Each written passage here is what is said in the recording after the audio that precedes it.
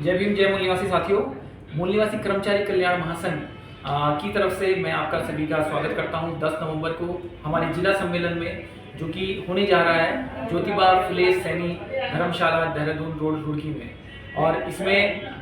मैं डॉक्टर आदेश कुमार, राज्य महासचिव मूल निवासी कर्मचारी कल्याण महासंघ, आप सभी को आमंत्रित करता हूं, क्योंकि अगर हमने अपने बच्चों के भविष्य की चिंता करनी है तो कुछ हमारे जो विषय हैं इन पे विचार मंथन के लिए आपको जरूर रूप से इसमें प्रतिभाग करना चाहिए, अपने बच्चों के भविष्य के लिए, अपने आने वाली पीढ़ी के लिए। और अगर हम इसको बचाना चाहते हैं तो हमारे जो विषय हैं मैं उनको एक एक करके आपको बताता हूं, और उन विषयों का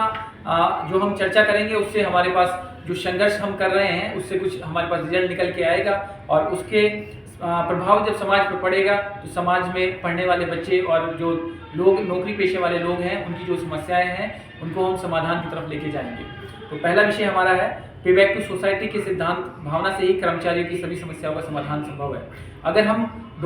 पे बैक टू सोसाइटी करते हैं तो इसका मतलब जो हमारे गांव में या हमारे पिछड़े वर्ग के लोग हैं जो हमसे पिछड़े रह गए हैं, क्योंकि हम भी प्रतिनिधित्व लेकर आज नौकरियों में हैं, और अगर हम नौकरियों में हैं तो हमें अपने समाज के लोगों को उठाने में उनको मदद करनी चाहिए, गरीब तबके के लोगों को मदद करनी चाहिए। इसलिए हमें पे बैक टू सोसाइटी करना चाहिए। अगर हम पे बैक टू सोसाइटी करेंगे तो हमारा जो समाज है वो मजबूत बनेगा, और समाज मजबूत बनेगा तो हमारा जो राष्ट्र है और जो युवा पीढ़ी है वो मजबूत बनेगी। दूसरा हमारा विषय है विधायिका द्वारा आउटसोर्सिंग, ठेकेदारी एवं सरकारी कर्मचारियों की सेवा शर्तों का एक्ट बनाने से ही कर्मचारियों और उनके परिवारों का कल्याण होगा। हम देख रहे हैं दोस्तों कि बहुत सारे सरकारी पद जो अब खाली हैं, रिक्त पद हैं, उनकी जगह पे आज के समय में सरकारी नौकरियां नहीं निकल रही हैं। सरकारें पता नहीं क्यों उससे पीछे हैं, क्यों नहीं उनको नौकरियां निकाल रही हैं। और दूसरा कि जो वो नौकरियां नहीं निकाल रही है और यहाँ पर कर्मचारियों की आवश्यकता हो रही है तो वो आउटसोर्स के माध्यम से उनको भर रही है या ठेकेदारी के माध्यम से उनको भर रही है, जिससे हमारी जो युवा पीढ़ी है वो अपने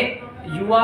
अवस्था के महत्वपूर्ण वर्ष 5 से 10 साल उस ठेकेदारी प्रथा में, उस आउटसोर्सिंग प्रथा में लगा देते हैं, और जिससे वो आगे आने वाले किसी एग्जाम की तैयारी भी नहीं कर पाते और अपना कीमती समय उसमें लगाते हैं, और उसके बाद पता चलता है कि 5 या 10 साल बाद उन्हें उससे निकाल दिया जाता है और फिर वो दोबारा से अपना ये सड़क पर आ जाते हैं और सोचते हैं कि अब क्या किया जाए। तो ऐसी स्थिति से बचने के लिए हमें इस विषय पर चर्चा करनी चाहिए, और हमारे आने वाली पीढ़ी को और अपने युवाओं को बचाने के लिए हमने इस विषय पर जरूर चर्चा करनी चाहिए। तो आप सबका मैं स्वागत करता हूँ। तीसरा हमारा विषय है उच्चतम एवं उच्च न्यायालयों में प्रतिनिधित्व क्यों, क्योंकि हम देख रहे हैं कि जो हमारे हाई कोर्ट हैं, सुप्रीम कोर्ट हैं, सारे डिसीजन वो वहीं से आते हैं। और आजकल हो क्या रहा है, सरकार जो डिसीजन खुद नहीं लेके आ पाती वो